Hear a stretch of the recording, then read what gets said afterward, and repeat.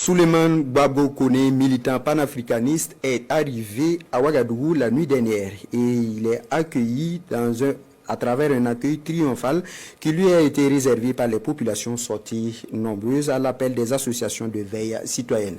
Souleymane Koné, faut-il le rappeler, s'affiche comme un soutien à la lutte de la Confédération des États du Sahel. L'ambiance s'est poursuivie au rond-point des Nations Unies durant une bonne partie de la nuit. L'ambiance avec Moumouni Wanga. Grande mobilisation à l'aéroport international de Ouagadougou en cette soirée de 10 mars 2025. Plusieurs centaines de membres et sympathisants à l'appel des associations de veille citoyenne prennent d'assaut ces emprises de l'aéroport.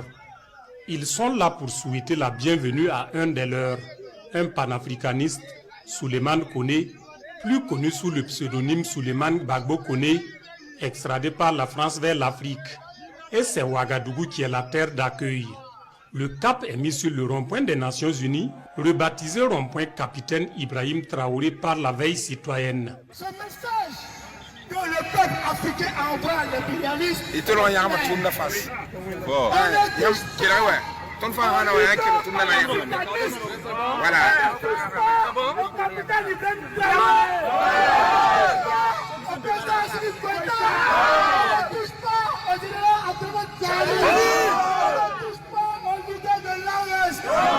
Si tu les touches, tu nous as touchés.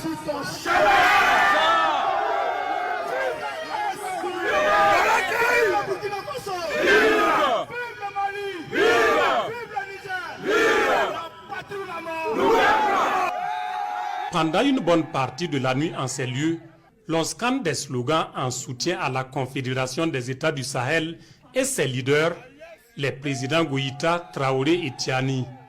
De nationalité ivoirienne, Souleymane Gbagbo Koné est activiste, membre du Parti des peuples africains Côte d'Ivoire.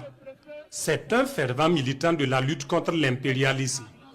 Panafricain et soutien de la lutte des peuples de l'AES, Souleymane Gbagbo Koné revient en terre africaine pour poursuivre la lutte pour la libération de l'Afrique.